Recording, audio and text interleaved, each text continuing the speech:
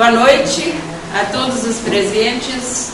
É com muita alegria que nós estamos hoje no 5º Sarau Luso-Brasileiro do Instituto Cultural Português. São 5 meses consecutivos que nós estamos realizando este sarau, com sucesso, com a participação de poetas, de grupos de poetas, e hoje é o último do ano de 2015. E nós estamos muito felizes porque neste sarau o Instituto Cultural Português convidou a Casa do Poeta rio-grandense para que, através desse sarau, apresentasse o seu cafezinho poético integrado no sarau. E nós tivemos a participação nos saraus anteriores do poeta Antônio Bica, que realçou a presença da Casa do Poeta. E hoje nós temos o presidente da Casa do Poeta rio-grandense. Então é com muita satisfação que nós encerramos este sarau deste ano de 2015 com a presença não só com o cafezinho poético presente através da sua vice-presidente, como foi o caso dos anteriores, com a Heloísa Corada, mas também com a presença do presidente Altair Venzon. Nós então vamos passar a primeira atividade deste sarau desta noite, de 29 de dezembro de 2015, na última terça-feira do mês, e assim continuaremos no ano 2016, sempre na última terça-feira de cada mês. Mas reiniciaremos novamente no mês de março de 2016.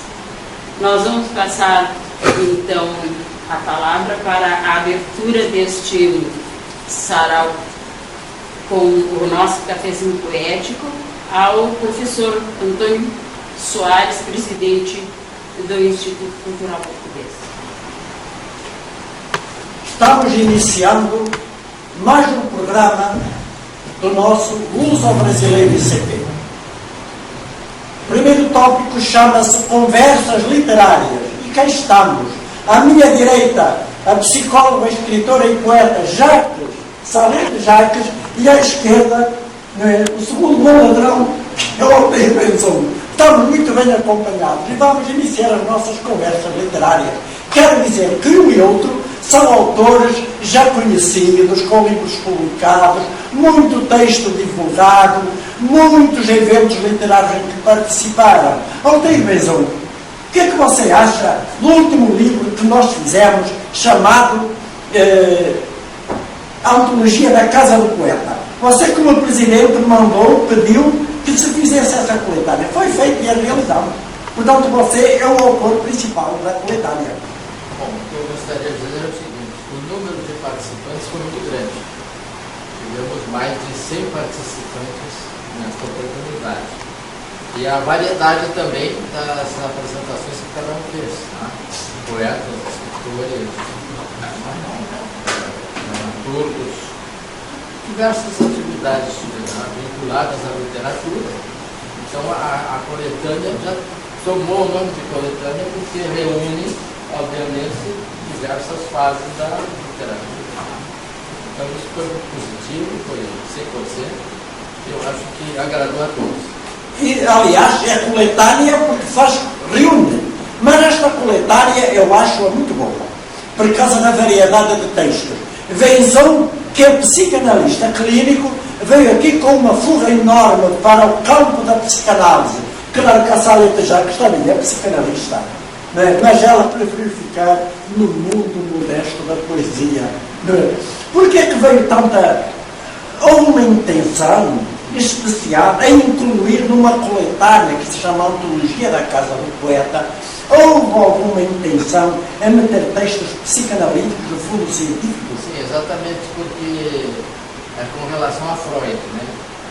Já 33 anos atrás, quando eu terminei meu doutorado na Sorbonne de Paris, eu fui a então a Suécia, né, para conhecer a obra do Freud. Visitei-a na ocasião, ele já havia falecido, evidentemente.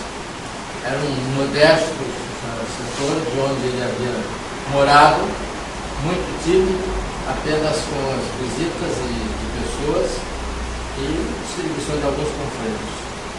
33 anos depois, a Neuza, minha esposa e eu fomos lá, à Suécia, para visitar também a obra do Freud, a casa do Freud.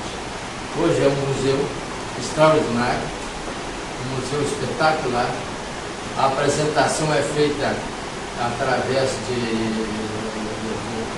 locução das pessoas que recebem, são distribuídos, a venda de livros magníficos e toda a obra do Freud lá para encontrar, inclusive, as roupas dele, os objetos de uso pessoal que estavam no museu.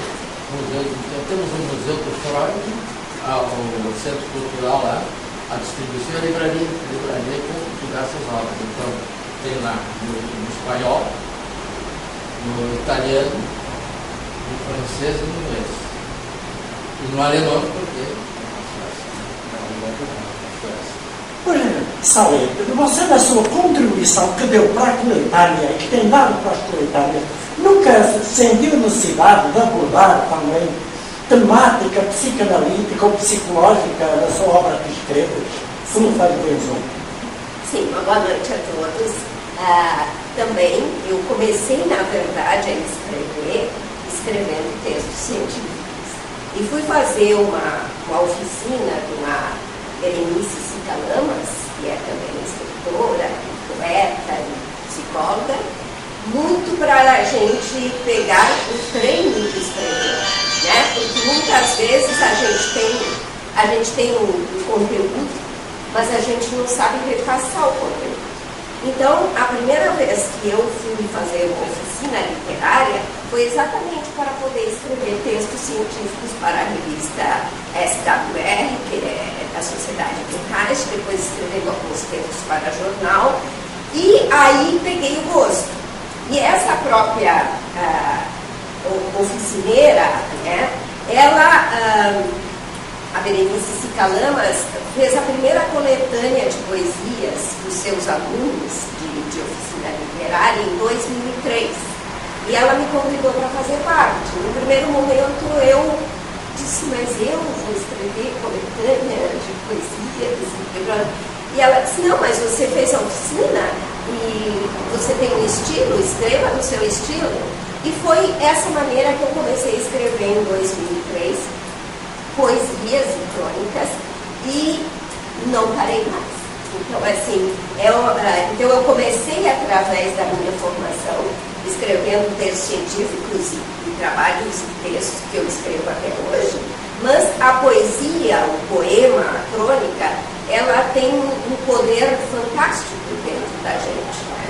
Que é aquela expressão que você faz daquilo que vem no momento. Então, eu escrevo muito baseado no momento, né? O momento aconteceu, o momento me emocionou e eu escrevo. Então, as minhas poesias normalmente são pequenas, elas não são grandes, e elas relatam muito o existencial, o cotidiano, né? Então, aqui tem meu livro, depois que acabei lançando um livro solo, Pulsações na Tela, e depois de participar de várias coletâneas, inclusive de autores gaúchos, desde 2008, da qual também me orgulho muito e agradeço. Realmente temos aqui entre mãos um dos livros de Salete Jacques, que se chama Pulsações na Tela. Este livro é de poesia, tudo poemas pequenos e breves. Note que eu, num dos tempos, também me dediquei à análise do texto literário, escrevi o tema de psicoliteratura. Queria não, ele já tinha quem mais ou menos eu queria, mas analisar textos sobre o enfoque psicanalítico. E então desenvolvi muito e se chama psicoliteratura, publiquei alguns ensaios. Mas os poemas de Salete, eu não sei se ela teve essa intenção de veicular esses sentimentos profundos, psicanaliticamente considerados nos seus poemas. Nem é necessário, isto é uma opção da autora. Mas Como é a primeira vez, ela me acaba de entregar um livro, eu vou ler e analisar, ver se ela meteu esse mundo psicológico na poesia. O Benzão meteu diretamente os textos, crónicas, narrativas. Agora, não sei se a Salete trouxe o mundo dos sentimentos dela para dentro da poesia, como é que ela figura, se os poemas estão narrados ou não na primeira pessoa por causa da catársia, se ela usou muito o elemento colorido, que tem um significado psicanalítico muito profundo, se ela usou os elementos formais, se usou os elementos de movimento. Tudo isto pertence ao nosso texto que nós usamos, chamado o texto das manchas de tinta, que foi em que eu me analisei, que eu me baseei para analisar os poemas.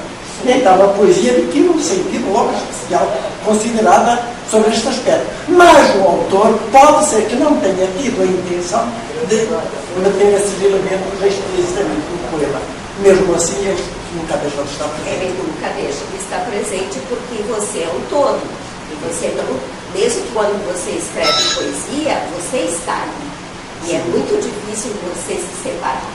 Então eu acho que toda a minha formação, todo o enfoque psicológico da minha pessoa está presente na minha obra, com certeza. Isso é inevitável. O autor, o que escreve, ele fica retratado no que escreve. Isso não há dúvida nenhuma, é sempre o todo. É por isso que permite o exame psicanalítico, um texto qualquer. Benzo, você tem alguma obra para ver? Além daquelas crónicas que editou em edições Caravela, crónicas de Altair Benzão, em que você narra que andou lá pela Áustria, não é que o cartão terceiro quase diz que ia morrendo numa noite gelada, nem táxi, nem nada, uma noite de Natal, mas não morreu, não só fica morrendo. Isso foi na Alemanha, né? Em Frankfurt, em Portugal, lá na Floresta Negra, né?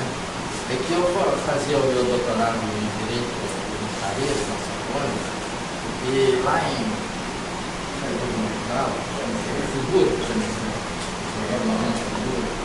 tem um instituto cultural, jurídico cultural muito importante de direito penal e ciências criminais. E um professor magnífico, o melhor professor do mundo nessa área. E como eu estava fazendo uma tese de doutorado, eu fui lá, resolvi ir lá. Acontece que eu não sei falar nada em alemão, né? Então foi uma coisa meio interessante. Eu tomei um trem de Paris e fui até então, a Suíça, né, que é na divisa, né? E aí, obviamente, quando cheguei na Suíça, eu tive que tomar o trem na direção de Friburgo. Bom, como não havia forma de falar com alguém, você tinha uma pedreira. Aquele trem era rapidíssimo. Eu ficava desesperado dentro do trem, porque quando é que eu vou chegar em Friburgo e não sei qual é a cidade de Friburgo. O cidadão que estava do meu lado, perguntei se ele falava francês, não falava francês, falava italiano, não falava italiano, falava português, afinal não falava português. E ele, quando estava um pouquinho mais adiante, ele perguntou se eu falava espanhol. Eu compreendi um pouco de espanhol. E aí eu perguntei, eu queria descer na estação de Friburgo em Breslau, Floresta Negra. Aí ele me disse, sem ser a próxima, é a seguinte. Só que o senhor deve pegar as malas e levar, porque ele para muito rapidamente. E de fato, se eu não tivesse levado aquelas malas colocadas ali, eu não teria sequer descido, né? Bom, tudo bem, até aí nada de grave, né? Quando eu desci, na minha frente tinha uma senhora que viu, alguém veio buscá-la de carro, era 3 horas da manhã, neve intensa, né? E o filho dela provavelmente a levou embora. Eu desci com as malas, a estação estava fechada, tinha uma neve terrível, né? Então qual foi a conclusão que eu fiz, né? Agora eu vou virar picolé, né? Eu vou ficar aqui nessa neve, ninguém vai me socorrer, ninguém sabe quem eu sou, pode pegar meus documentos que não vou nem identificar, nem aqui, nem no Brasil, nem em outro lugar. Obviamente eu vou ser enterrado como indigente. E eu vou ficar, claro, dentro do virão picolé, neve vinha. Tudo bem. o desespero. Há pouco veio um táxi, inesperadamente veio um táxi. Eu queria dizer para ele, estou já, eu digo, bom, agora uma palavra em alemão eu já sei dizer, já. Agora tudo que eu perguntar eu vou responder já. Aí ele me fez compreender que aquele senhor que tinha levado a mãe informou no ponto do táxi que tinha um idiota lá esperando que viesse um táxi para o estado. E ele me levou até, não tinha o cartãozinho do hotel Colombi, do ginásio que estava no Colombo. E aí foi uma história interessante, mas muito bonita, para o legal. Eu tenho o Lago Titizi, na Floresta Negra. É um dos lugares mais lindos do mundo, né? Os lugares mais espetaculares do mundo. E aquela universidade, especializada em direito penal e processo penal, tem os melhores professores, né? Henrique Yacha, que é o maior professor, e eu que queria dar o seu assessor como professor. Muito aprendi para a minha tese, mas quase morri na neve. O que impressiona ao ler o livro dele e ler esta extensa crónica passada na Alemanha, não é? É que tudo acontece como que lhe estivesse determinado. Precisou do táxi, o táxi aparece. Outro dia vai para a universidade, não sabia falar uma palavra. E agora como vai ser? Já estava todo mundo à espera dele. Gente que falava o português, o professor que vai orientar, o professor da biblioteca. Parece que tudo predeterminado. Eu até me perguntei a mim mesmo, e será que o taxista que apareceu logo para levar também não veio avisado lá? Mas ele agora deu a justificativa. É que o homem avisou o taxista que estava ali no cidadão em maus lençóis e que era preciso ir salvá-lo. O taxista veio logo imediatamente. Isto é, na Alemanha, o que impressiona nas crónicas dele, e ele para mim, é a precisão. Nada, tudo está resolvido, tudo imediatamente. Telma de Corteiro Benzão não sabia falar alemão, nem teve necessidade de falar nem francês, nem espanhol, nem nada. Só os professores falaram português, orientaram em português, tinham os livros aqui brasileiros todos, tudo estava à espera dele. Realmente, vamos tentar um pouquinho mais breve possível, mas realmente o que aconteceu também é uma coisa fantástica. Porque eu fui na portaria do hotel, e depois me identifiquei, a mulher falava em francês, eu falei em francês com ela. E aí, o que aconteceu? Eu disse, olha, eu amanhã preciso telefonar lá para o Instituto Max Planck, aqui para o Legal, porque eu quero uma conversa com o professor Henrique Yacha, diretor daquele instituto. Aí a mulher disse assim, não, o senhor não precisa telefonar, eu não preciso telefonar, falou comigo em francês, porque o professor Yacha vai almoçar aqui amanhã e o senhor vai almoçar com ele. Não falou nada sobre isso, não sei de nada, não sabia de nada, sabia que ele ia almoçar, sabia que ele ia achar que a mulher de jogo ia almoçar com ele. Daí ela disse, o senhor olha no seu distintivo do Rotary Club, que está na sua lapela, o professor Heinrich é do Rotary, e amanhã é dia de almoço do quarto. Então o senhor vai ter um encontro com ele que o senhor queria, porque o senhor é rotariano, o senhor não precisa ir lá, e se o senhor quisesse ir lá, o senhor ia levar uma semana pedindo autorização para ir lá, para ele receber. Como ele vai almoçar aqui com os rotarianos, o senhor é rotariano, então tudo certo. Tá bom. Na hora do almoço, então foi assim, né? Todos conversavam em alemão, eu não sabia dizer nada, né? Quando os viam, eu dava risada também, e quando eles ficavam sérios, eu também ficava sério, o que ele ia fazer. E só diria ia, né? Qualquer coisa que não dissesse, né? Aí a pouco chega um cidadão falando em português comigo lá. Um alemão falando em português. Aí ele me disse, olha, eu sou o diretor da escola de florestal, de engenharia florestal aqui de Freiburg, em Brandão. Eu aprendi a falar português porque eu precisava, porque eu tenho convênio com o Instituto de Florestal de Curitiba, Paraná. Eu vou anualmente para lá com a minha turma de 30 alunos, e os alunos de lá vêm aqui e ficam aqui durante 3 meses fazendo um curso na UFRGS. Em razão disso, eu aprendi o português. coisa, que maravilha, né? O sujeito sabe português mais do que eu, só porque ele é diretor de uma escola florestal que tem convênio com Curitiba, no Paraná. E foi assim. Aí ele me disse, olha, eu vou ficar sentado no centro da mesa, o senhor acha que é a esquerda, o senhor fica à direita, e aí o senhor transmite a mim aquelas coisas que o senhor queria perguntar para ele transmite em inglês, em alemão para mim, porque ele também não fala português. E aí, obviamente, o senhor fica conhecendo. Fiz poucas perguntas, tudo certo, muito bem. Até aí, ótimo.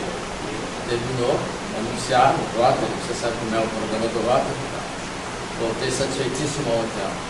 Outro dia, fui fazer a visita lá. E aí, quando eu cheguei no Instituto, aí quando cheguei no Instituto Cultural Português Alemão de Freiburg, eu tive que apresentar e disse, olha, eu sou inteligente, assessor. Aí eu disse, o senhor estava falando francês. Aí ela disse, não, o senhor não precisa falar francês, o senhor pode falar em português. O professor Peter Linnerfeld, o nosso vice-diretor aqui, o pai dele era o ministro representante da Alemanha em Lisboa, Portugal. Eu fiz o meu curso, fiz o meu curso de doutorado em Direito Penal na Universidade de Coimbra, em Portugal, e, portanto, o senhor vai falar em português comigo durante todo o estado aqui na Alemanha. Por isso, parece os milagres que aconteceram, inacreditáveis até, né? Eu consegui uma permanência de um período na Alemanha, visitei as melhores cidades, tudo isso sem saber falar alemão, até hoje sem saber falar alemão. Acontecem coisas fantásticas. Agora, isso aí me deixou uma admiração por aquele país que é extraordinário. Todo tipo disso, pudesse falar mal da Alemanha, eu contestaria, porque eu nunca vi um país tão organizado e as pessoas tão gentis, tão corteses e atender as pessoas dessa maneira. Né? Eu vi uma Alemanha, eu voltei de lá. E ainda me corresponde com essas pessoas. É essa ideia que nós ficamos lendo as crónicas, muito bem escritas e muito claras, e transmitem nitidamente esta ideia. Vejam o poder descritivo de Ortega. Eu fiquei com uma convicção que tudo foi um acaso, mas um acaso predeterminado. Tudo certo, não precisou de usar. E você não explicou que tinha os livros que ele queria aqui no Brasil, não tinha todos, mas tinha os livros todos na biblioteca maravilhosa. Mas como o tempo avançamos, sabe qual é a sua produção para este ano, para breve? Primeiro vamos ver a sua e depois voltei. A obra que pensa publicar ainda este ano? Já está em tempo. Esse ano, 2015, nós estamos nos despedindo, né? Eu acho que 2015 foi essa participação em Autores Gaúchos aqui, que foi uma pequena participação, mas que é uma participação interativa, e participar de uma coletânea sempre é muito gratificante. Agora, para 2016, eu estou terminando um livro em parceria com outro colega, de poemas também, de poesias, e que vai se chamar No Vago Tempo dos Ventos. No Vago Tempo? No Vago Tempo dos Ventos. Ótimo, agora vamos esse livro. E eu tenho pensão. Escrevi aquele livro de crônicas já há 5 anos ou 4. Vem outro livro de crônicas ou de poemas agora? Não, eu estou chegando no prelo, um livro que eu faço uma narrativa do que aconteceu numa ocasião em Paris. Uma coisa totalmente diferente. Eu fazendo meu doutorado, também fiz meus estágios em diversos lugares de atividades da justiça, e do judiciário e do sistema penitenciário. Aí eu fui fazer uma visita na Maison d'Arrêt de la Santé, que é a principal penitenciária de Paris, Maison d'Arrêt de la Santé. Aí um agente de segurança me disse assim, olha, tem um brasileiro que está preso aí, que está recolhido. O senhor quer conversar com ele? Quero, vou conversar com ele. Cheguei lá, na cela era um homossexual, de Alagoas, que havia fugido do Brasil, primeiro através da Espanha, depois chegou a Paris. Em Paris se instalou lá, justamente na parte artística, lá de Paris, por causa da Constituição, né? E ele se instalou lá e começou a ter a sua atividade como sexual. E ele, num determinado momento, se desentendeu com um rapaz de São Paulo, que também era homossexual, filho de um juiz de direito de São Paulo, que também morava em Paris. Porque discutiam o silicone, o comércio de silicone, muito bem. Até aí foi uma divergência. Esse rapaz, que era filho do juiz paulista, percebia, então, esse garoto, 20 anos. E acontece o seguinte, como a situação ficou bem desequilibrada, ele ficou prostituído junto de um marinheiro francês. Esse marinheiro lhe emprestou uma espingarda e um carro. E ele fez uma espera para o rapaz de São Paulo. Quando desceu do hotel, ele descarregou a arma e o matou. Aí ele foi preso, confessou que estava sendo perseguido por causa do silicone e tal, e foi recolhido. Aí quando eu fui lá visitá-lo, ele me deu uma poesia, uma coisa muito interessante. E assim, quando o Papai Noel fez chorar. E era uma poesia que ele escreveu, porque quando ele era menino, lá em Alagoas, todos faziam coisas chocosas com relação a ele, por ser um homossexual. E uma noite de Natal, o Papai Noel chegou lá com os presentes para todos os irmãos dele, para os primos dele, para os amigos, e todo mundo ficou no campo, sem receber presente algum. Então ele escreveu a poesia, que está escrito em relação muito interessante. Quando o Papai Noel fez chorar. Ele chorou porque todos receberam presentes e ele não ficou presente. E aí, com todos os detalhes da vida dele, né? Fugiu do Brasil, foi para São Paulo, prostituiu, fugiu de São Paulo, foi para Madrid, de Madrid, terminou, fugiu na França, ficou na prostituição na França, né? E aí ele foi ao tribunal do júri e ele foi condenado a 6 anos de reclusão.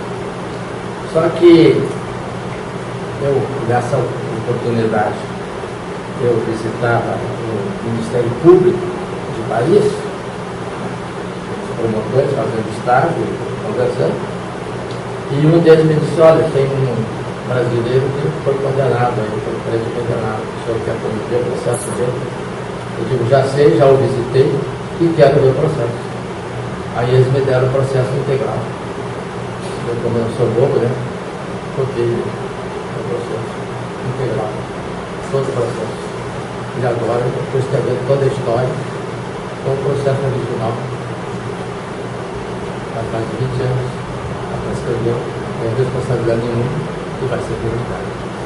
Qual é o título desse livro já que desperta interesse?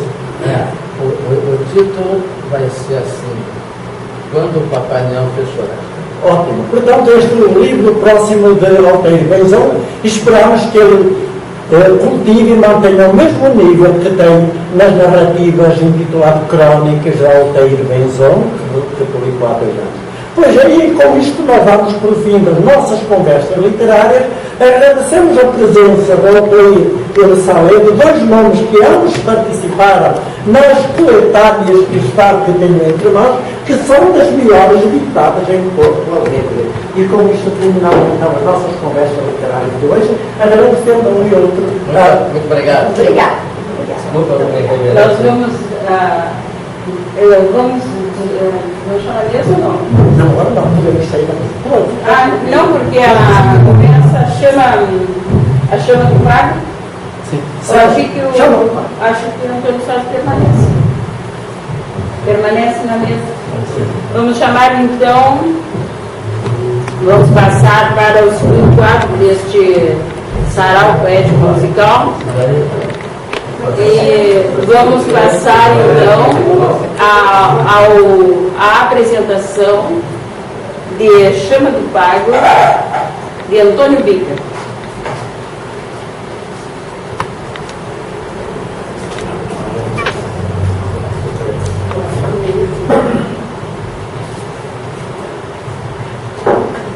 Antônio Bica poderá constituir a mesa e chamar as pessoas que julgaram interessante para fazer parte da sua apresentação. Muito obrigado, professor. Muito obrigado, professora de Porto. E desta noite nós temos os convidados. Nós convidamos o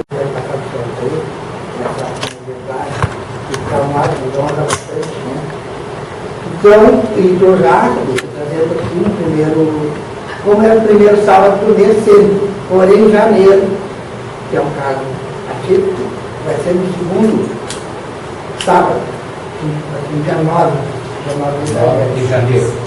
Ele será de ficar então na Vila Piranga, lá próximo do Hospital Piores, de fácil acesso.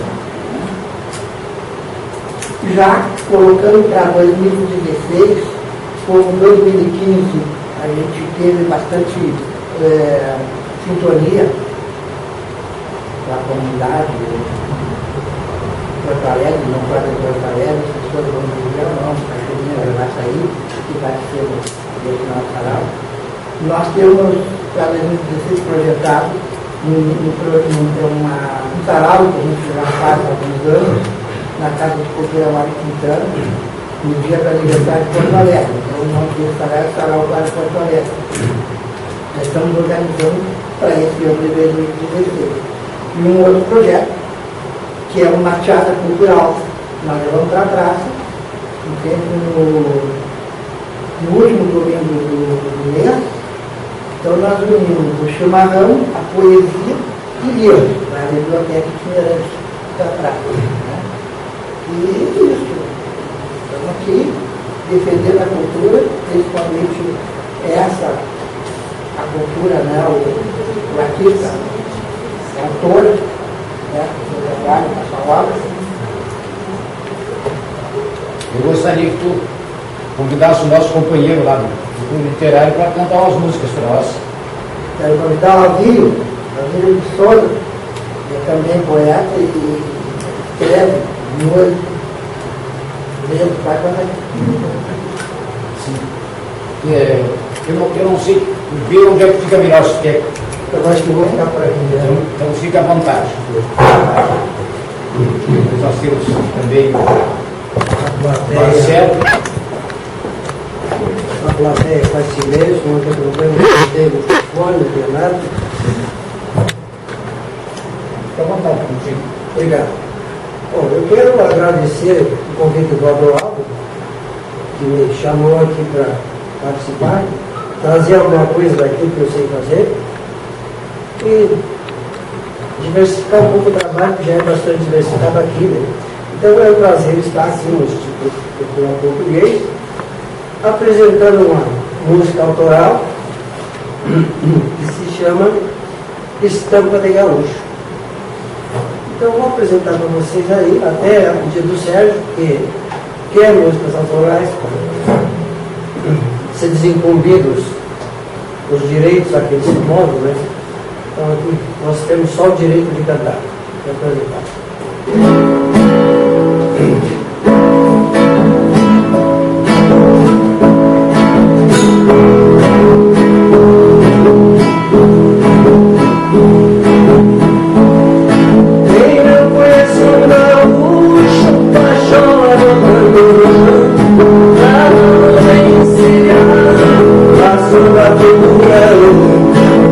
Chimarrão encerrado, cachaça,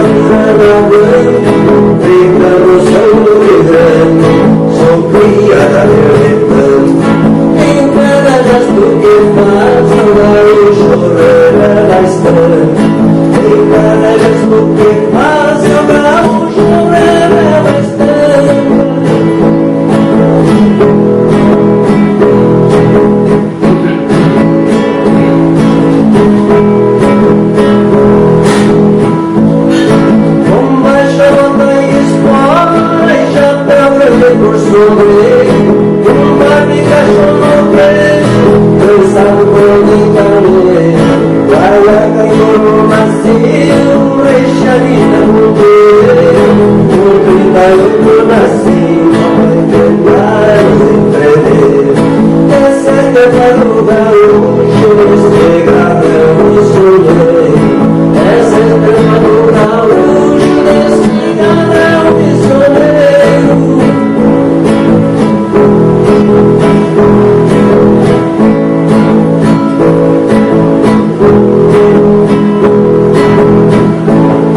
Marca presença em rodeio, pega por a giletear. O pingo é seu parceiro e topa qualquer cara. O churrasco no galpão, junto com a violada, segura a carne com a mão e come a na faca de prata pura, traz a estrela lavada. Na faca de prata pura, traz a estrela lavada.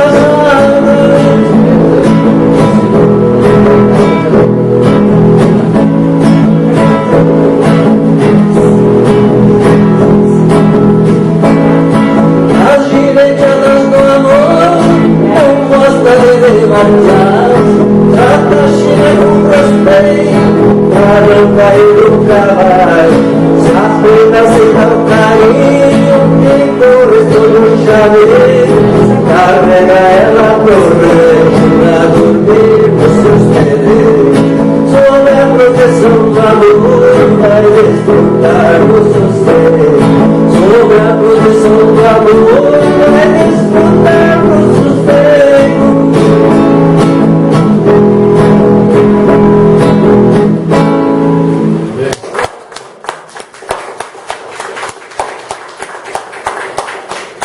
Vamos ouvir uma poesia com o Adroaldo, depois o nosso companheiro, Alvir, canta mais uma para nós. Obrigado, Dica. Então, a licença dos senhores, eu vou ler uma poesia de autoria, claro, minha, porque a gente sempre incentiva o trabalho autoral, tem por título Grito de Liberdade. O criolismo campeiro que brota dentro das veias do gaúcho galponeiro como um potro corcoveia. Nas chucras noites campeiras vai refugando aramado do sal cabresto e maneiro. Marcas de cascos no pampa, nos potros heróis montados, a história conta o chucrismo de um povo hoje estropiado. Os lenços que se emularam, simbolizando bandeiras, e os paus soltos ao vento são trapos das prateleiras. A alma da aldeia e chucrismo, poucos potros que lhe clonam, o laço batendo cola armado sobre a carona. As pilchas, chilpás, danças, lendas campeiras, esta é a estampa do gaúcho, laço, freio e boiadeiro. Nas cordas do violão, corão de arrima, passeia, um grito de liberdade na voz do peão que semeia, ecoa em todos os rincões e no centro de tradições pede licença e sapeia. Essa é a poesia, então, que a gente propôs.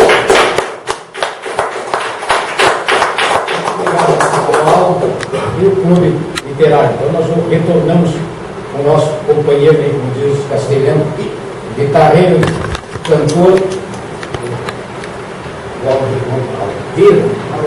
Alvir, vai cantar mais um para nós.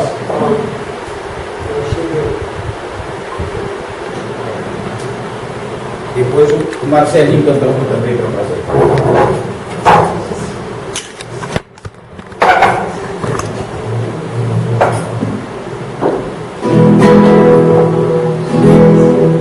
Continuando com as autorais, Negrinho do Pastoreio. Tem muitos negrinhos do pastoreio já por aí, né? Mas esse é o meu negrinho do pastoreio.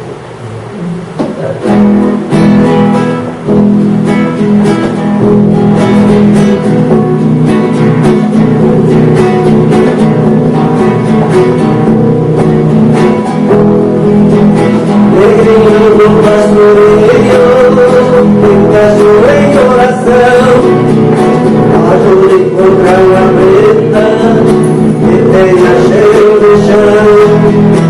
A minha coração muito forte, beijar em todo carinho, para aquecer o meu rancho e alegrar meu coração.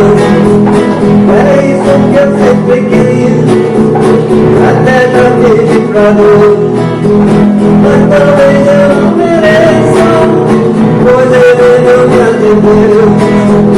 Mas talvez eu não mereça, pois ele não me atendeu. Se atender o pedido, trouxer a presa pra mim, acendo a vela grande, rezo de joelho pra ti. Você tá com a oferenda, e até improvisa um tempero, mistura essência de cheiro, com cerveja daí. É isso que eu sempre quis, e até já pedi pra Deus, mas talvez eu não mereça, pois ele não me atendeu. Mas talvez eu não mereça, pois ele não me atendeu. Neguinho, se está dormindo, esta música sincera, eu sei que essa prenda existe, e por mim também espera. Vou cultivar o jardim, vou viver todo ano, para vivermos juntinhos, com a eterna primavera. É isso que eu sempre quis, e até já pedi pra Deus, mas talvez eu não mereça, pois ele não me atendeu. Mas talvez eu não mereça, pois ele não me atendeu.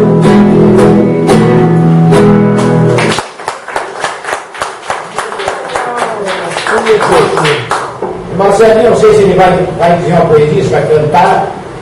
Ele que é músico, cantor, e gosta de poesia também. De declamar esses dias, ele declamou uma poesia do nosso grande poeta, saudoso Mário Quintana. Ele vai cantar esta noite aqui no Instituto o Sarau do Instituto. Quero agradecer o São Antônio mais uma vez. Vou passar a vida inteira agradecendo ao São Antônio também na fase. Obrigado pela oportunidade, pessoal. A gente vem aqui para colaborar, para acrescentar alguma coisa. Não saiu nada, mas vamos ver, né? A gente tem que. Autoria.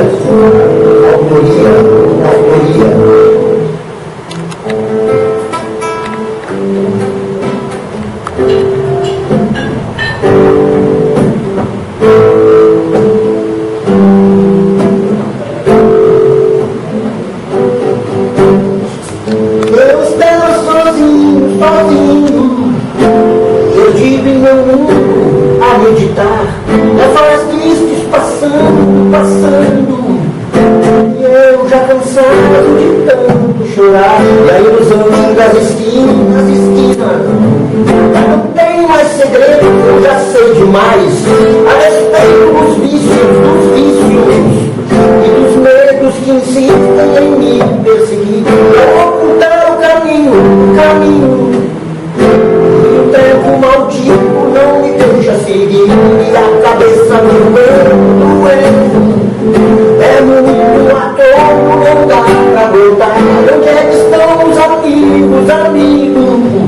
Na beirada da vida eles estão a sumir. Eu vão indo, parece não ter mais nada pra me dizer.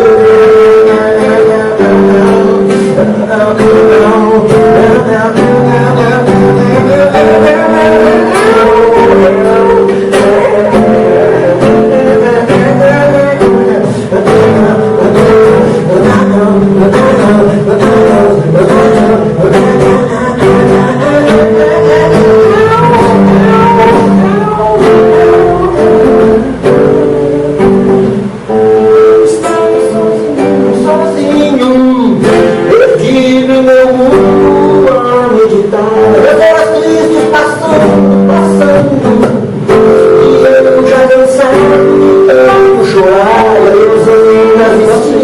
das esquinas.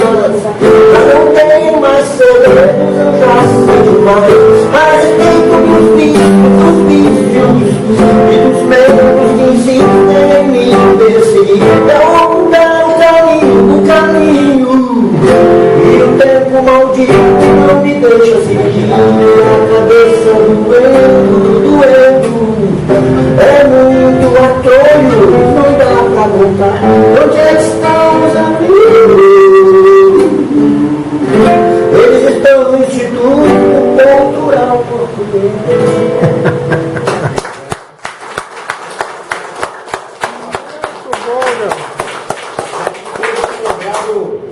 Porque os senhores sabem que hoje eu vi cola fina, mas cola fina no nosso linguajar gauchesco é não estar fechado, porque eu venho da campanha, mas sou um gaúcho um pouco diferente, apesar de eu ser um homem rude lá de fora. O mundo na cidade grande me moldou de uma outra maneira. Então eu conheço a vida lá do campo e também a vida da grande cidade. Morei em várias cidades, inclusive em Porto Alegre, estou morando pela segunda vez, e eu gosto muito das músicas do Raul Seixas. Me fez lembrar que é o Treino das Sete do Raul Seixas. Assim, eu gosto também de música clássica. Eu acho que aquela música boa, aquelas pessoas que têm condições de ouvir poesia, ouvir música, coisas que falam da alma, nesses momentos que a gente se encontra. Eu vou passar para a professora Sandra, porque eu sei que já tem mais as pessoas para apresentar aqui no Cafezinho Poético, e agradecer ao Instituto Cultural Português por mais essa oportunidade. Professor Antônio, professora Sandra, muito obrigado às pessoas que eu convidei que vieram aqui trazer a sua contribuição, a sua arte. Muito obrigado.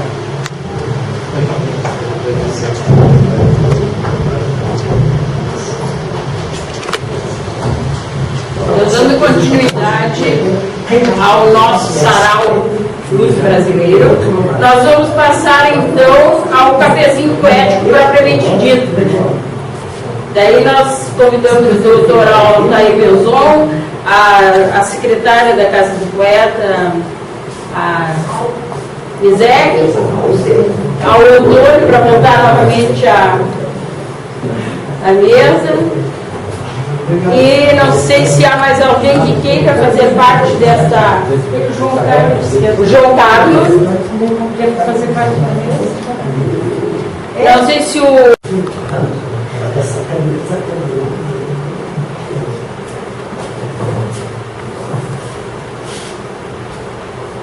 Muito bem, podemos prosseguir agora, então, obviamente, dessas solenidades importantes, desses encontros maravilhosos, com a participação de integrantes da Casa do Poeta Rio-Grandense, que estão aqui para apresentar seu trabalho. Eu diria que cada um dos integrantes se identificasse pelo nome, tá? E pelo trabalho que desenvolve. Tá? Meu nome é João Carlos, eu sou ativista cultural, faço parte também da Casa do Poeta de Canoas e me considero um cara, me considero metido, porque a gente está sempre aprendendo. Tu canta também. Sim, um cantor também. Também é cantor, né? Eu sou Alda Mezek, sou secretária da Casa do Poeta Rio-Grandense, participo há uns 5, 6 anos dessas atividades, o que muito me honra, porque eu há anos atrás morava em Santa Maria, no interior do estado, e por aquelas tropeços da vida eu não revelava a minha ponta poética, né? Que eu tinha para escrever. Meu amor pela literatura. Tenho formação superior em letras, em literatura portuguesa e francesa, e também fiz especialização em orientação educacional, que foi o meu carro-chefe durante toda a minha vida profissional. Estou aposentada há 15 anos e me transferi para Porto Alegre nessa oportunidade, fui aposentada. E entrei para a casa do poeta assim, meio de empurrão, que foi muito interessante.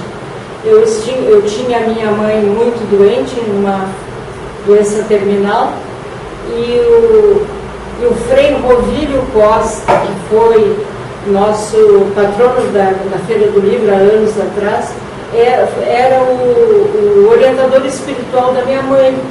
E eu não sabia que ele era ligado à literatura e que tinha sido o patrono da Casa do Poeta.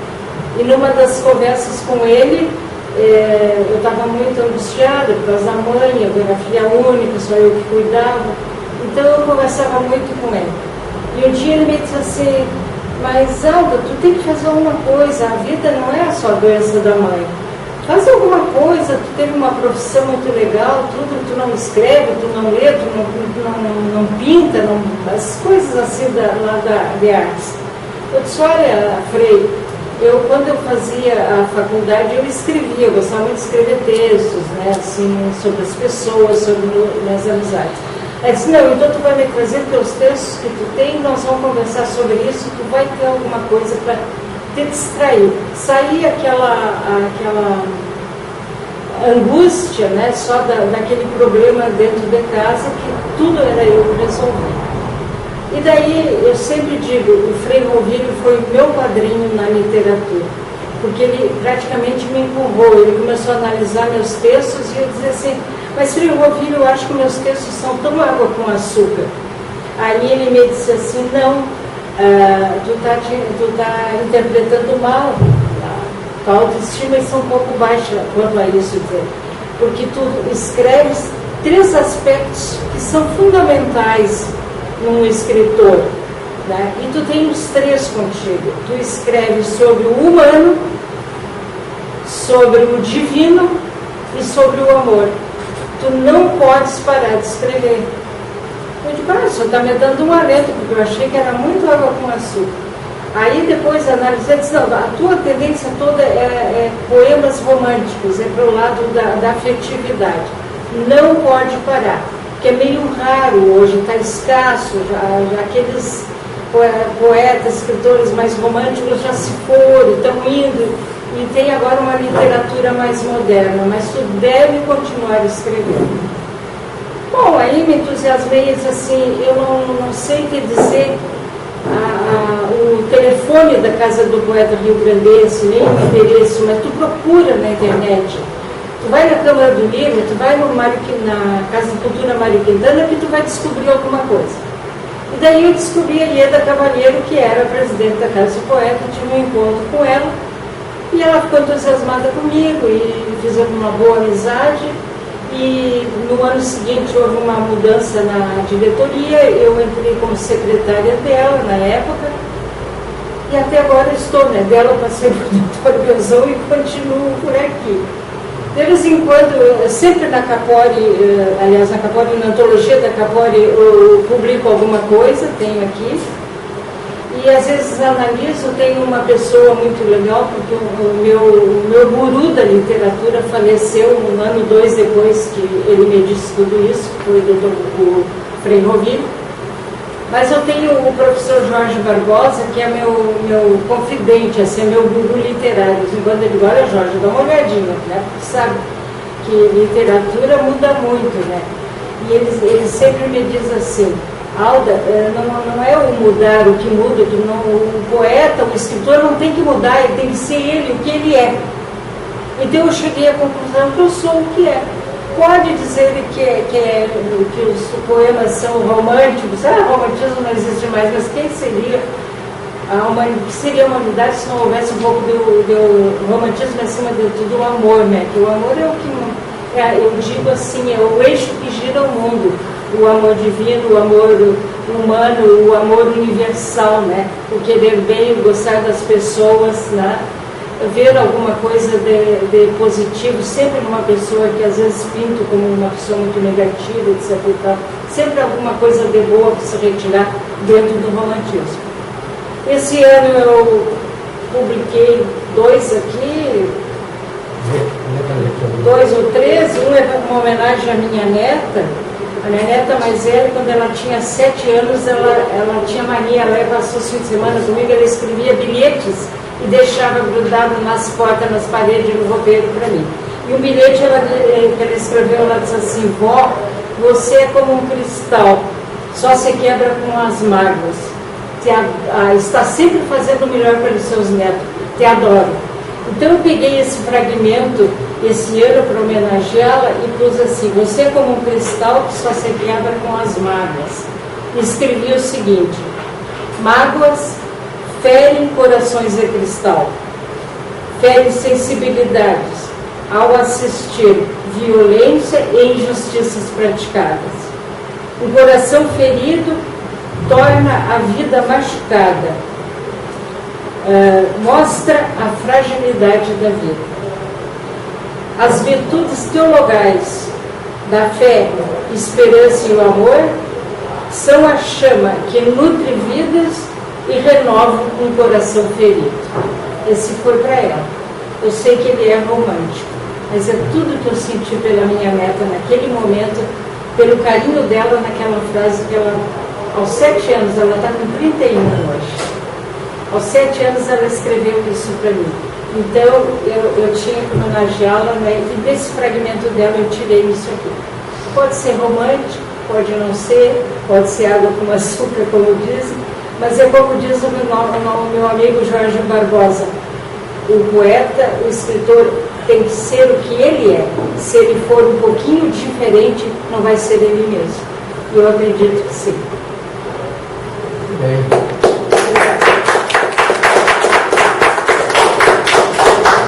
O professor Jorge Barbosa, que ela comenta, é professor de português, aqui no Jardim dos Cacilhos, em nossos colégios aqui de Porto Alegre, né? É um grande professor de português que nós temos aqui, e também membro da diretoria da Casa do Poeta Rio Grandense. E uma coisa que eu vou lhe trazer, que talvez o senhor não saiba, ele está muito doente, ele está sem caminhar.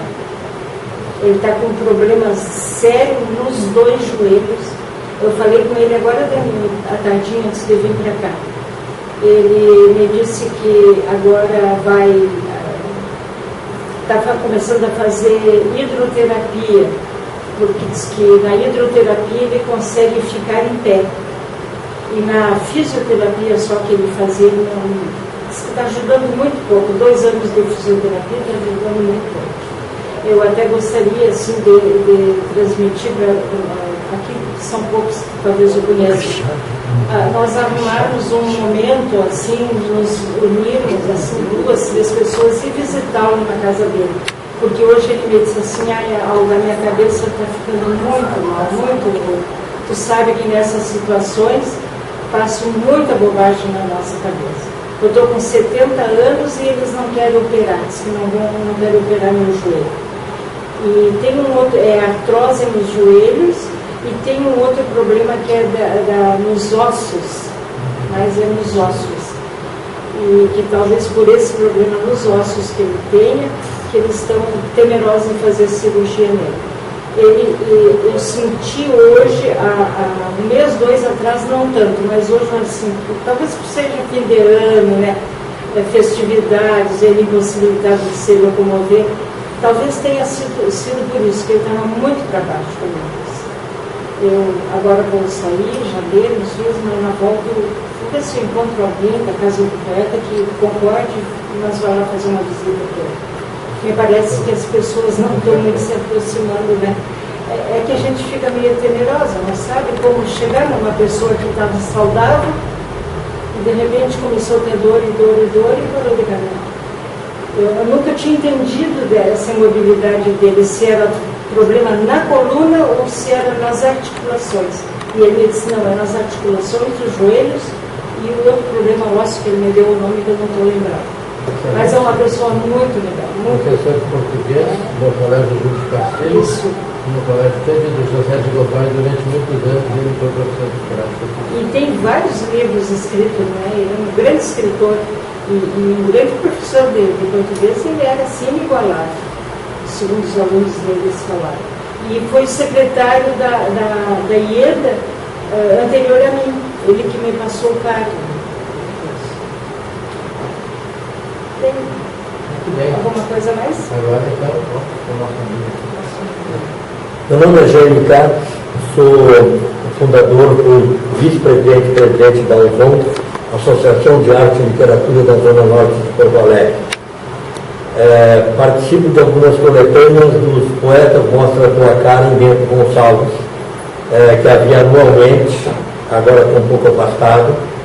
Escrevo alguns poemas que são parte dessas coletâneas e gostaria de comentar alguns, tipo, nessa situação brasileira que todos estamos decepcionados e muito chateados, muito desesperançosos.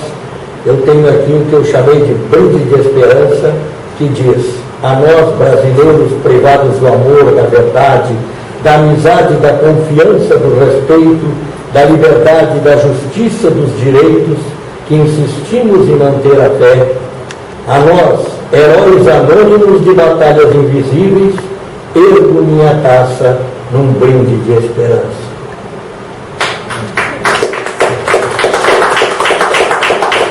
Vamos alternar ou sigo? Pode seguir depois. Um dos poemas mais bonitos que eu tive a oportunidade de conhecer na vida é do Rudyard Kipling, que diz: se és capaz de manter a tua calma quando todo mundo ao redor já a perdeu e te culpa, de crer em ti quando estão todos duvidando, e para esses, no entanto, achar uma desculpa, se és capaz de esperar sem te desesperares, ou enganado no mentir ou mentiroso, ou sendo odiado sempre ao ódio te esquivares e não parecer bom demais nem pretensioso, se és capaz de pensar sem que a isso só te atires, e de sonhar sem fazer dos sonhos teus senhores, se encontrando a desgraça e o triunfo conseguires tratar da mesma forma esses dois impostores, se és capaz de sofrer a dor de ver mudadas em armadilhas as verdades que disseste, e as coisas por que deste a vida estraçalhadas, e refazê-las com o bem pouco que tiveste, se és capaz de arriscar numa única parada tudo quanto ganhaste em toda a tua vida, e ao perder sem nunca dizer nada, resignado, tornar ao ponto de partida, de forçar coração, nervos, músculos, tudo, a dar seja o que for que neles ainda existe, e a persistir, assim quando, exausto contudo, resta a vontade em ti que ainda te ordena, persiste. Se és capaz de ante a plebe não te corromperes, e entre reis não perder a naturalidade, e de amigos, quer bons, quer maus, te defenderes, se a todos pode ser de alguma utilidade, se és capaz de dar, segundo por segundo, ao minuto fatal todo valor e brilho, tua é a terra com tudo que existe no mundo, e o que ainda é muito mais. És um homem, meu filho.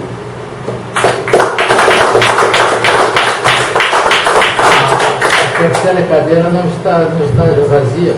Está esperando a nossa prezada poetisa e psicanalista para participar.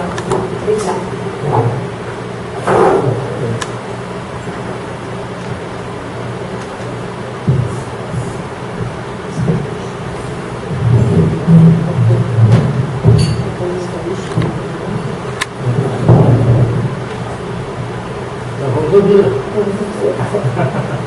Bom, a minha colaboração das poesias que eu faço, poemas, eu escolhi umas 3 poemas encadeadas que eu possa transmitir um pouco, talvez, vamos dizer assim, o que vai em mim, dentro dos temas que eu escolho.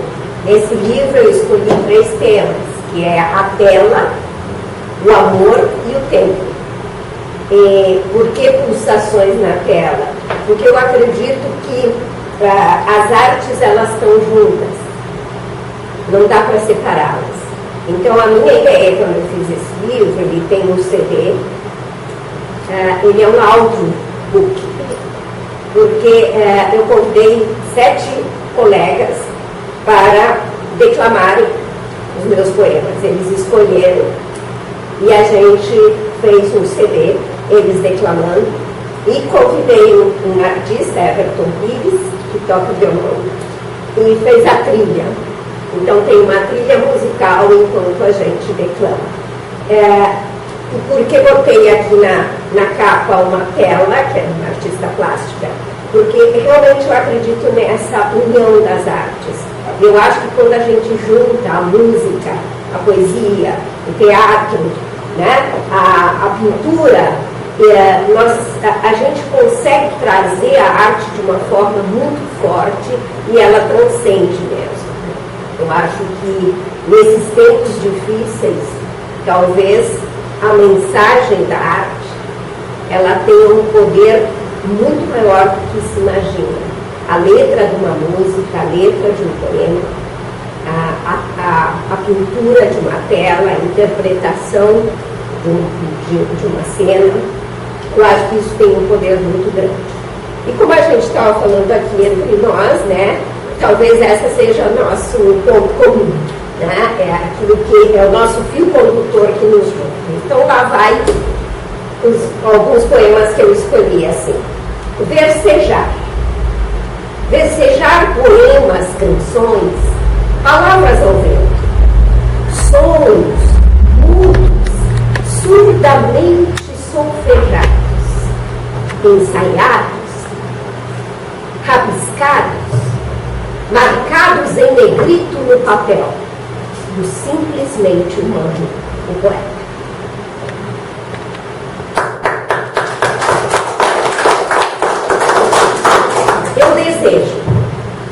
Eu desejo um tempo fecundo, verdadeiro, sentido. Um tempo de criar, ativo em vontades, de pleno querer.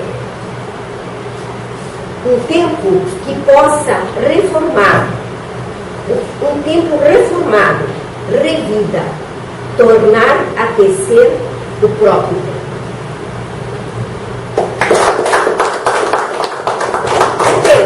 O que é o tempo? A arte versejada dos tempos, dos ventos, dos mares, só para poemas, navegam sonhos, borbulham ares, cunham a vida que passa, voam e devoram o silêncio no vago vento sem tempo. E para terminar, eu vou dizer para vocês que eu reverencio. Reverencio a todos que estão aqui, reverencio a arte, reverencio o Instituto, reverencio o sonhar, a graça de amar, a carícia do toque, no vago tempo dos tempos. Muito obrigada. Além dos poetas da Casa do Poeta, tem um cantor também que gostaria. Quer cantar? Cantar uma das músicas que você precisa cantar. Eu só queria pedir licença um momentinho antes do senhor se apresentar, é que eu quero encerrar a apresentação da psicanalista e psicóloga e poeta, entregando o certificado da sua participação nos Autores Gaúchos. E dizer o seguinte, aqui diz assim: classificado como bons pela comissão avaliadora, da qual eu fiz parte, como eu e a Heloísa Curaza, como professora e coeditora do Jornal Trabalho. E essa classificação, como disse o Antônio Soares, o poeta que foi escolhido para vencedor deste prêmio dos Autores Gaúchos, ele tirou muito bom. E os demais poetas foram bons. Então não houve um ótimo nem um excelente, né? Por isso, porque o poeta pode pensar, mas eu apenas bom, não. Mas é um bom escritor. Se é um bom escritor, ele é bom, né? E nós escolhemos então um poeta que foi o Edgar Soares, E foi interessante, porque não houve uma intenção de autores gaúchos fazer uma homenagem a um poeta gaúcho, porque toda a poesia dele nesta linha do poema gauchesco, né? Mas ele escreve muito bem. E os demais colegas, que foram 20 colegas, acho que foram 20 que nós escolhemos da obra, né? E eles são bons.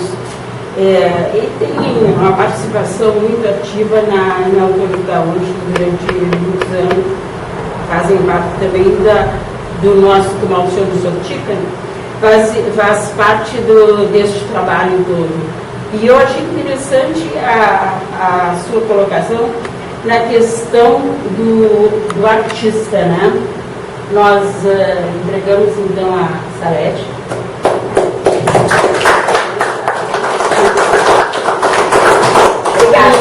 E aproveito para dizer o seguinte, que essa capa dos autores da antologia da Casa do Poeta do Rio também foi algo que valorizou o artista plástico, né?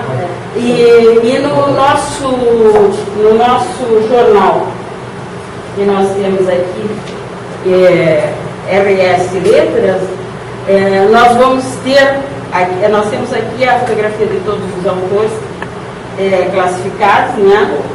E temos na página da Casa do Poeta, como nós estamos no cafezinho poético, com a presença do Dr. Altair Benozon, nós gostaríamos de chamar a atenção para o texto que foi escolhido pela editoria do jornal, de Lúcia Barcelos, né, que escreve e que ressalta exatamente a importância da arte na vida.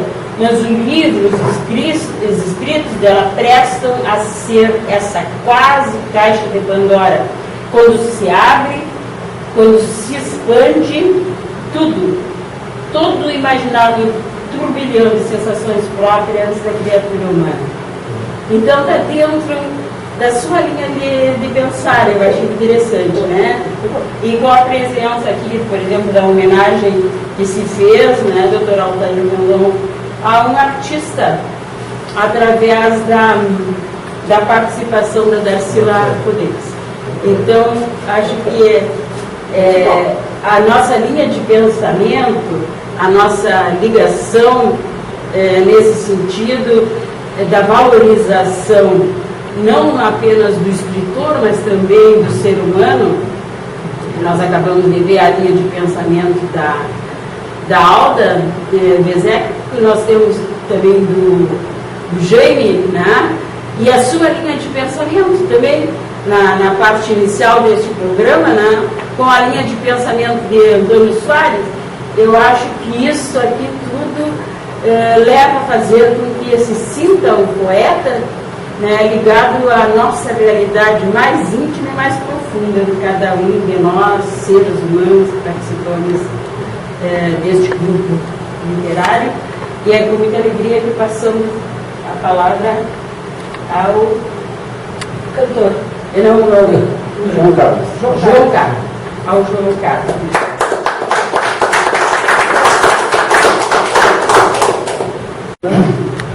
Não vai a capela mesmo. Esta canção eu conheço há pouco tempo, né, e acho ela belíssima, belíssima. É uma poesia que foi colocada na música.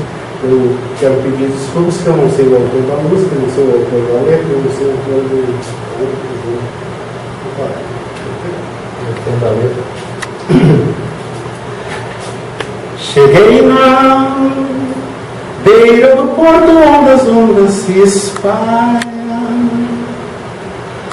as garças da minha avó que senta na beira da praia, e o coiteirinho não gosta que o bocão de rosa caia. Quando eu vim da minha terra despedida parentária. Eu entrei no Mato Grosso, dei em terras paraguaias, lá tinha a revolução. Enfrentei forte batalha, a tua saudade corta como aço de navalha. O coração fica aflito, bate uma outra falha, e os olhos se enchem d'água, que até a vista se atrapalha.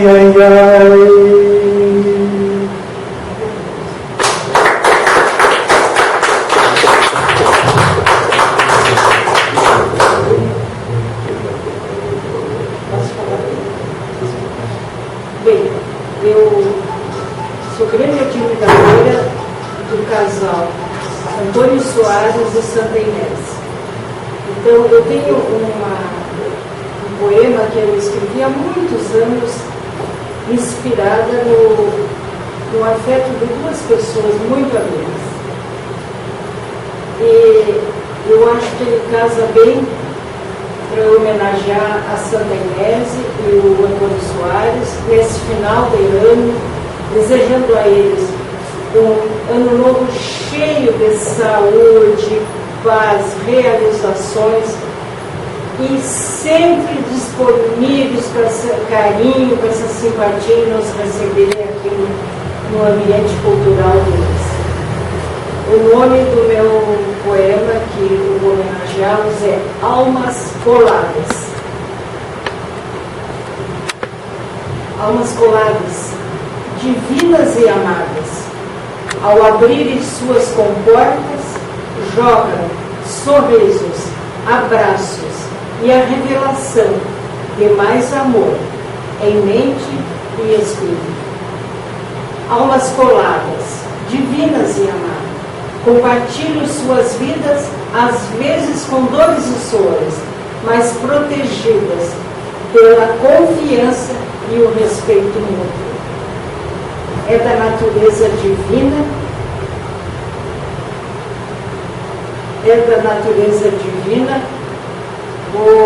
ai meu Deus, eu tenho aguento.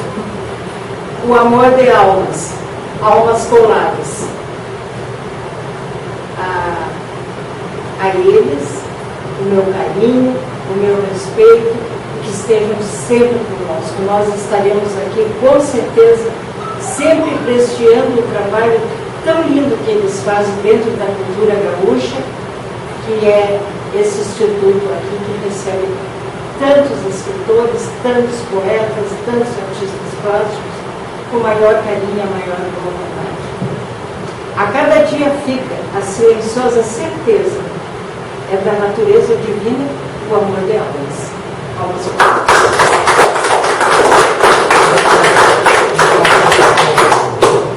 Eu já declarei esse poema no encontro passado, mas como o público troca, eu queria aproveitar, é uma coisa que me toca muito, já que se falou em sentimento e amor aqui, a maior lembrança de amor permanente na minha vida vem da minha mãe, que já não está mais conosco, e quando ela partiu eu escrevi um poema chamado Imortalidade, eu quero dividir com vocês, que diz: minha mãe viajou no dia 2 desse ano de 2005. Não levou roupa nem malas, não levou sequer seus brincos.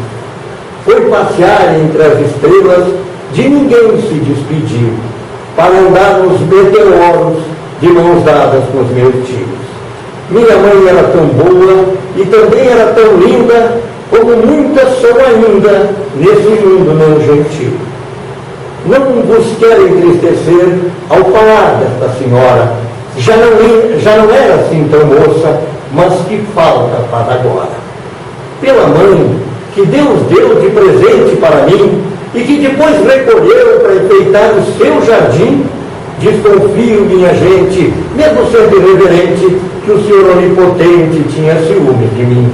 Quando se adora uma mãe com a mais pura devoção, ela não morre, cesteia e para sempre passeia na alma do coração.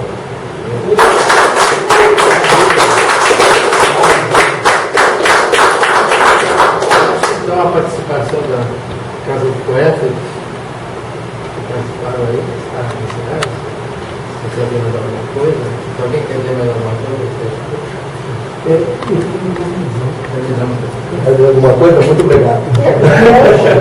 Agradecemos muito esta contribuição da Casa do Poeta. E a Casa do Poeta, pouco a pouco, vai retomando o papel que lhe compete de liderança neste sarau luso-brasileiro, assim chamado. Quer dizer, sarau luso-brasileiro, quase nós todos somos, e é luso-brasileiro, porque a nossa língua é o luso-brasileiro. Portanto, a Casa do Poeta tem de retomar este papel, vai retomando. Retomamos nos saraus anteriores, e hoje, de outra forma, retomou. Mas vai tomando e vai firmando o seu papel. Agradecemos muito a contribuição. E esperamos que no futuro compareçam para darmos uma boa continuação.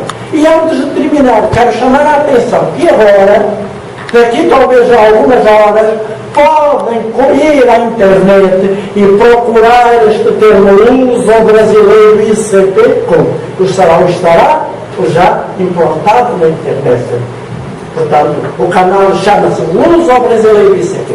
Portanto, e agora, depois eu quero oferecer este jornal com normas de participação ou de colaboração. É um convite que eu quero fazer a todos os presentes que agora nós fundamos mais este canal luso-brasileiro. Nós queremos fundar e organizar um jornal chamado Jornal Luso-Brasileiro, um jornal semanal de letras e artes.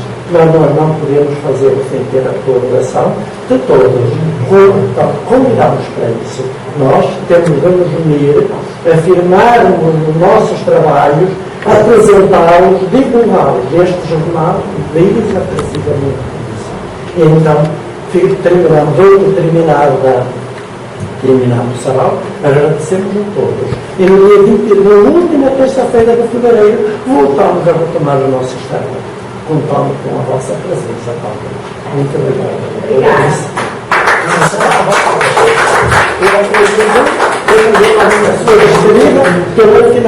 Nós queremos dar condição do presidente integrante da diretoria da Casa do Poeta Rio-Grandense fazer um agradecimento a essa maravilhosa apresentação que ocorreu esta noite e a grande chance que nós tivemos de fazer, de mostrar alguma coisa do nosso pessoal da Casa do Poeta.